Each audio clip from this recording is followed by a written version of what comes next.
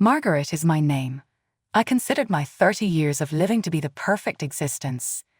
My paradise was our large home, which was situated just outside the city boundaries and looked to be an infinite source of delight.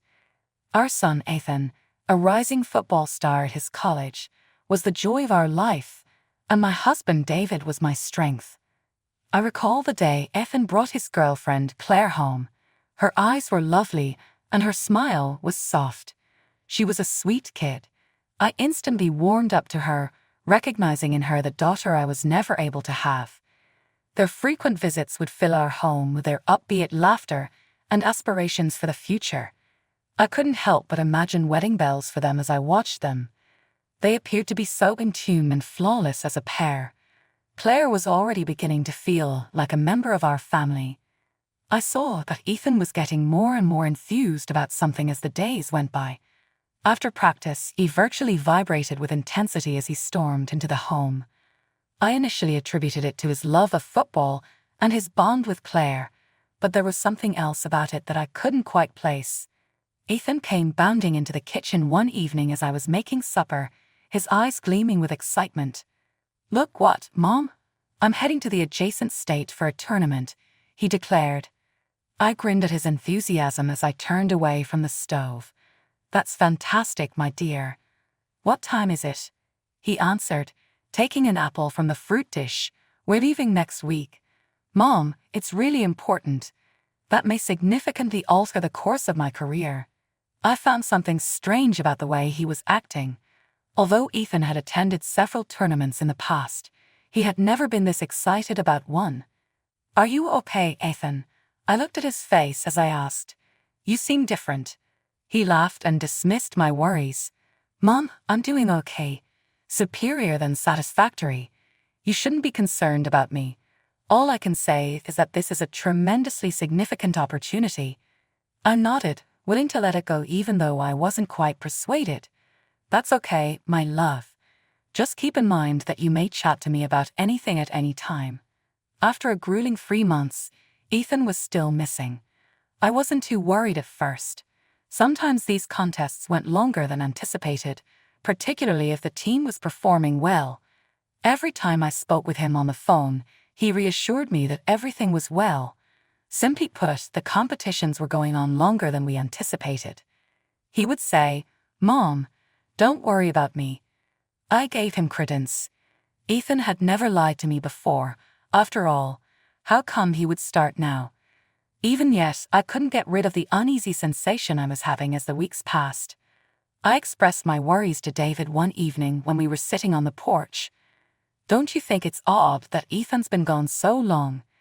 David took a deep swallow of his coffee. "It's strange, but we should believe him if he claims everything is well. Little, he's grown up now." 3 months later, Ethan came back. However, I could not have anticipated the shocking revelation he revealed to us. One evening, he declared, "Mom, Dad, I've decided I want to live separately. I'm planning to lease a flat." David and I shared a look of astonishment. While surprising, this was not wholly irrational. I mean, Ethan was an adult. "If that's what you want, son," David said, "we support your decision." I gave a nod of assent that was tinged with regret. Our child was maturing rapidly. "Just know you're always welcome here." For the following 3 weeks, Ethan paid us very few visits. Rather, he would frequently send texts requesting money. I would transfer the money each time, thinking that it would make him more self-sufficient. I made an effort to ignore the persistent sense that our connection had altered. The phone call that would completely upend our world then arrived. "I'm coming over tonight, Mom." Ethan snapped over the phone. "I won't be alone myself when I break this critical news." Excitement sprang into my heart. Is that possible? Were Ethan and Claire making a move at last? I said, "That's wonderful, honey. I'll cook up a special dinner for us all." I looked at David and grinned broadly as I hung up. "I think our boy is finally going to make it official with Claire." David laughed and drew me into an embrace. "It's about time, I suppose. They are a wonderful pair." I was busy cooking Ethan's favorite foods and arranging the table with our finest china for the remainder of the day. Since this was a significant event, I wanted nothing less than perfection. I heard a vehicle come into the driveway as dusk was falling. I straightened my clothing and headed to the door, my pulse pounding with excitement. However, what I saw upon arriving was not what I had anticipated. Yes, Ethan was standing there, but the woman at his side wasn't Claire. This girl was unfamiliar to me. She was breathtakingly gorgeous and wore provocative, colorful clothes that didn't seem appropriate for a family meal. With an unusually flat voice, Ethan stated, "Mom, I'd like you to meet Veronica, my wife." The entire globe appeared to be tilted. This cannot be taking place. There has to be some horrible humor involved. However, the confident grin on Veronica's face and the rebellious expression in Ethan's eyes told me it was all too true. In a haze, we all made our way to the dining area. I kept looking at Veronica as we sat down at the table I'd so painstakingly set up. Yes, she was gorgeous, but there was something unsettlingly icy about her gaze that troubled me. Seemingly unaffected by the strain, Ethan began to describe their wedding. At that brand new, elegant location downtown, we had a fantastic ceremony. Mom, you ought to have witnessed it, the music, the flowers. Everything was flawless. Every statement twisted my heart like a dagger. How could you celebrate your wedding without the people closest to you? I questioned, trying not to cry. Ethan froze in place. My spouse is the one who I am closest to, he said. I want to make her happy. With a smug look on her lips, Veronica raised her head. Ethan went on, his tone somewhat becoming softer. Veronica's parents left her behind a long time ago. She was reared by her grandma, who just died away. We chose not to invite any family members since I didn't want Veronica to feel alone during our wedding. We only celebrated with our pals. I sat there, attempting to take in this knowledge. Then it dawned on me. Ethan, how is Claire doing? What took place with her? Ethan moved in his chair uneasily. He said, I left her. She cheated on me. I was hearing things that I couldn't believe. Darling, kind Claire. Lying. That was nonsensical. I went to Veronica in an attempt to learn more about this woman who had just joined our family. So, Veronica, I said, trying not to stutter, where are you from originally? Veronica did not say anything, but her eyes narrowed a little. Relentlessly, I continued, what is your line of work? Are you currently employed somewhere? Once more, Veronica chose not to respond. A tiny line of her lips was squeezed together. Would you mind briefly describing your interests to us? What hobbies do you have while you're not working? I gave it another go, my voice starting to sound desperate. Veronica got up abruptly at this. She angrily declared, I'm not required to discuss my personal life with outsiders. We're leaving. She stormed toward the door without so much as a thank you for the supper. With a start to follow her, Ethan stopped to ask me to pack them some food and to give them some cash for their honeymoon. In horrified silence, David and I watched as the door shut behind them. Reeling from the events of the previous night, I made the decision to give Ethan a call the following day. I needed clarification and to know what was happening. However, when the call came through, I didn't hear Ethan's voice. Veronica's icy voice said, Ethan's busy right now, over the speaker. You can transfer money to his card for our honeymoon, but he is mute. We don't need to talk to you about anything else. The call ended. With my phone in hand, I stood there as my disbelief turned into a sharp, profound melancholy. My darling kid, what had happened to him? And how could this woman have had such a hold on him? I moved several thousand to Ethan's account with sorrowful heart. It was the only thing I could do to maintain a sense of closeness with my son. After a few weeks, life began to have an uncomfortable rhythm. David and I made an effort to accept Ethan's unannounced marriage, but our son's quiet was unbearable. Then my phone rang out of the blue. It was Ethan. With a voice full of excitement, he remarked, Mom, I have amazing news. Veronica is expecting a child. We intend to become parents. My heart gave a jump. Having a grandchild made me happy in spite of everything. Oh, Ethan, that's wonderful news. Yeah, it's great, he said again, a little change in tone. However, we require assistance. You realize how expensive it is to prepare for a baby? With optimism in my heart, I made a sizable deposit to Ethan's account. Perhaps this baby would be the catalyst to reunite our family.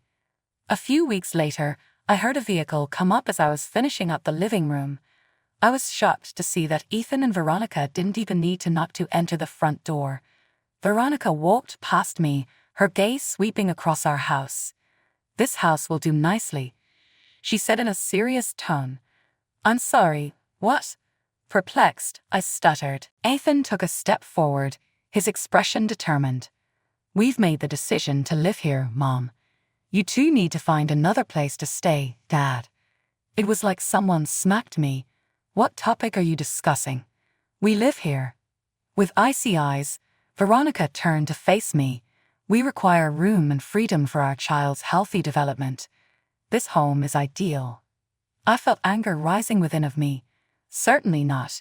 We're in our house, therefore you can't just tell us to go." Veronica narrowed her gaze dangerously. "Fine, but you can forget about having any relationship with your son or your future grandchild." They turned and rushed out before I could reply, leaving me stunned. My phone was inundated with texts from Ethan starting that day, more offensive and menacing than the others. Each one insisted that we give them the house. The nasty things my son was saying shocked me. How he ended up. After going through this agony for 2 weeks, Ethan finally returned to our door. Anger was twisted over his features. He said, "You have to give us this house. If you don't, Veronica is threatening to get a divorce from me. Would you like to destroy my union?" I made an effort to reason with him. "You see that she's blackmailing you, Ethan, honey. This is incorrect." His cheeks became dangerously crimson. "You have no right to discuss Veronica in that manner. You don't even have a hair on her head." That was the last straw. David took Ethan by the arm and, without saying a word, dragged him out the door before shutting it behind him. I fell to the ground, crying all the way to the floor as Ethan's irate yells subsided. David bent down next to me and encircled me with his arms. After a few weeks, life began to have an uncomfortable rhythm. David and I made an effort to analyze the significant behavioral shifts in our kid, but the hurt and uncertainty persisted. I heard my name being called out by a familiar voice one day when I was grocery shopping. "Margaret." I looked over and saw Ethan's ex-fiancée Claire standing by the vegetable area. When I saw how heavily pregnant her tummy was, my heart missed a beat. My mind raced back to Ethan's charges that she had cheated on him, leaving me speechless. Managing to keep my cool, I forced a grin. "I didn't know you were expecting, Claire. What state are you in?" Tears formed in Claire's eyes. It's not easy," she said, her voice almost audible over background noise. "Being pregnant and abandoned, it's been tough."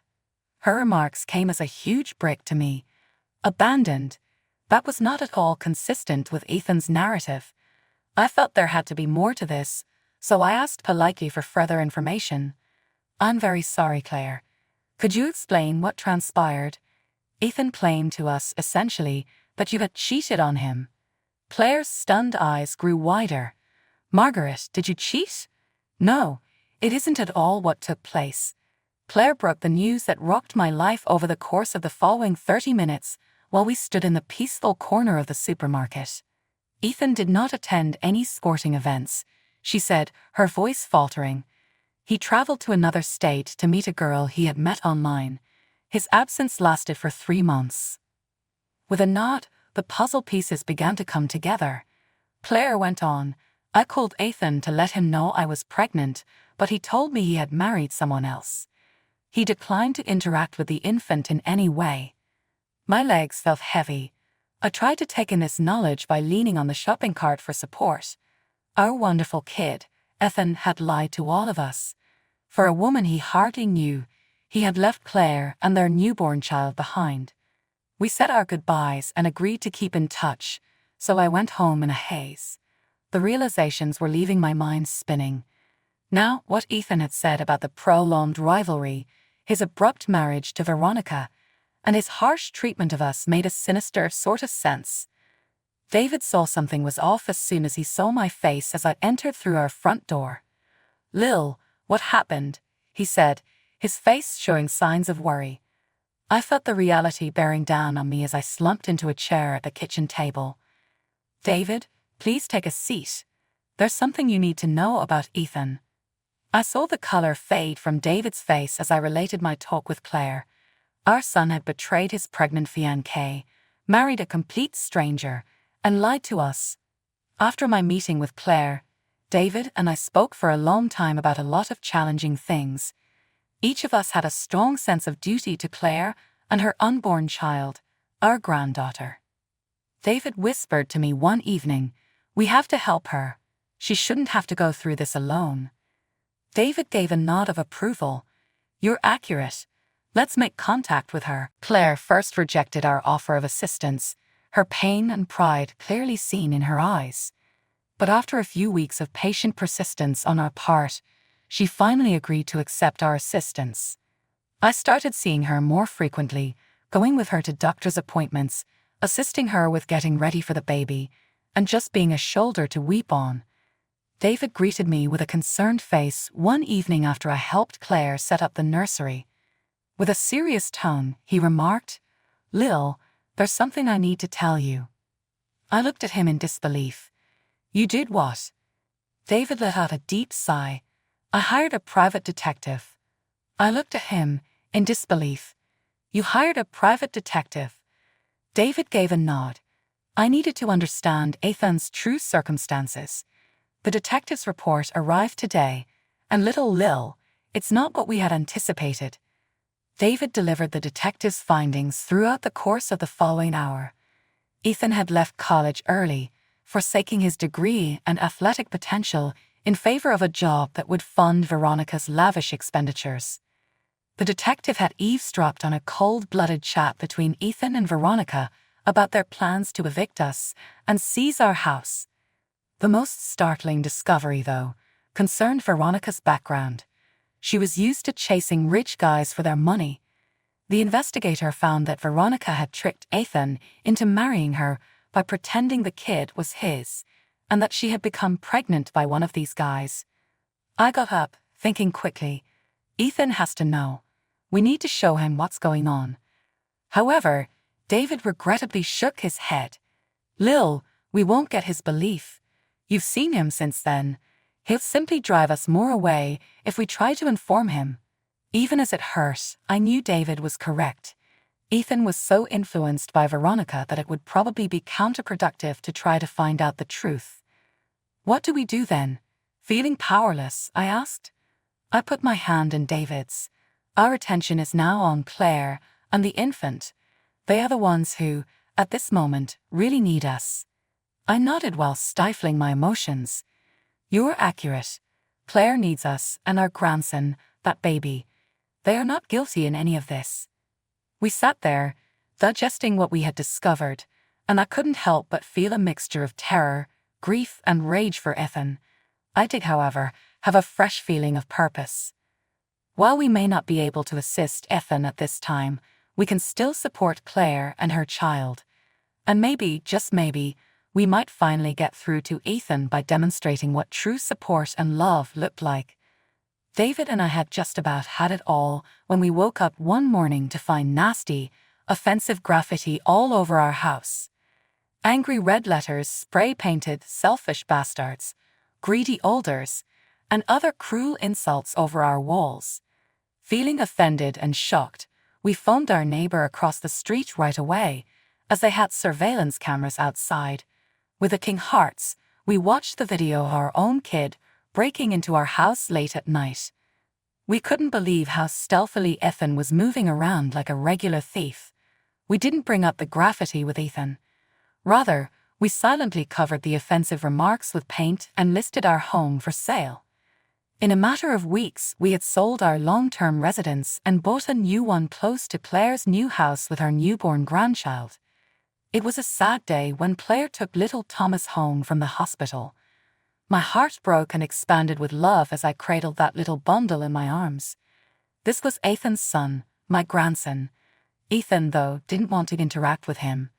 After a few weeks, we were accustomed to our new existence. Then my phone rang out of the blue. Ethan was phoning from an unknown number. With a rage-filled voice, he said, "Mom, what the heck is going on?" I woke to the house and saw that it was occupied by strangers. They threatened to report me to the police. Taking a deep breath, I prepared myself. "Ethan, why did you go there?" "To trespass our house once more." On the other end, there was a startled quiet for a time. "That's correct," I said again, maintaining a steady tone. "We're certain it was you." "Ethan, we've sold the house and severed our ties." Ethan's surprise soon gave way to rage. He cried, "You can't do this to me. You could be the reason Veronica leaves me. My son will never see me." I laughed, uncontrollably, a hollow, sorrowful sound. "Ah, Ethan, it is not your child. You were duped by Veronica," he stammered. "What are you talking about?" "Ethan, our private investigator, was recruited. We are well aware of Veronica's background, her deception regarding your paternity, and your intentions to inherit our home. I'm providing the proof to you right now." Just as I was about to send the email with the detective's report, I saw Ethan taking a quick inhale. As I responded, "You're a fool, Ethan," my tone became a little softer. "You gave up on Claire and your biological kid in favor of a lady who has been deceiving you from the beginning. I'm hoping you'll come to understand what you've wasted eventually." My fingers trembling a little, I hung up the phone with that. The next 6 months were a whirlwind of cooing babies, restless nights, and pure bliss. As devoted grandparents, David and I had become comfortable in our responsibilities and were enjoying every second we had with little Thomas. Even though it was smaller, our new house was more loving and funny than it had been in a long time. Our neighbors stopped over one lovely day as we were sitting on our porch watching Claire push Thomas in the swing we had set up in the backyard. She had some unexpected news. Her voice was low as she inquired, "Did you hear about Ethan? There are rumors that his spouse dumped him. It seems that she gave their child to her parents. It turns out that she fled off with a wealthy man she met and wasn't an orphan after all." David and I looked at each other, a range of feelings coursing through us.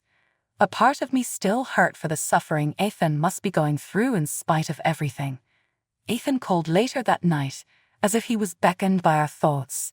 His tone was very different from the irate, demanding one we had become used to.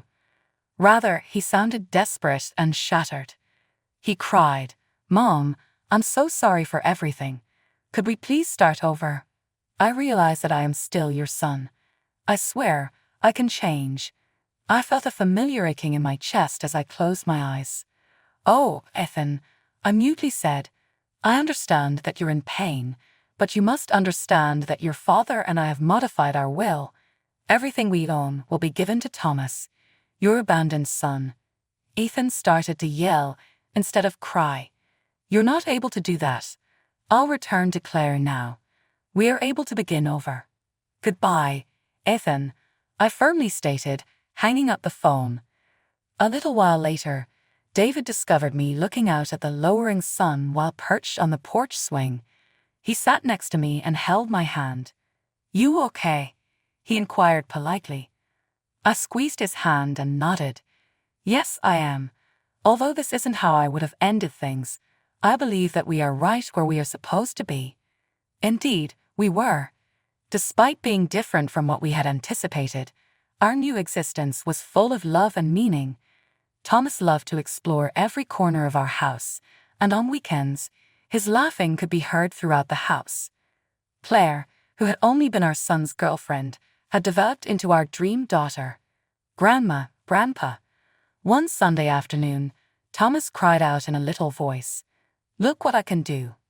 We were ecstatic to see him stumble across the living room and fall into Claire's waiting arms. Claire raised her head to gaze at us, happiness glistening in her eyes. Whispering, "I don't know what I would have done without you two," she whispered. "You've been more like parents to me than I ever expected to have." I knelt next to her and gave them each a hug.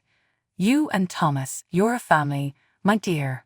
Even if we tried, we couldn't love you more." A deep sense of tranquility washed over me as I turned to face my family, seeing their soft eyes, Thomas's plump cheeks, and David's worn-out smile. Though it was not the life I had anticipated, it was still the most loving, joyful, and purposeful existence I could have ever dreamed.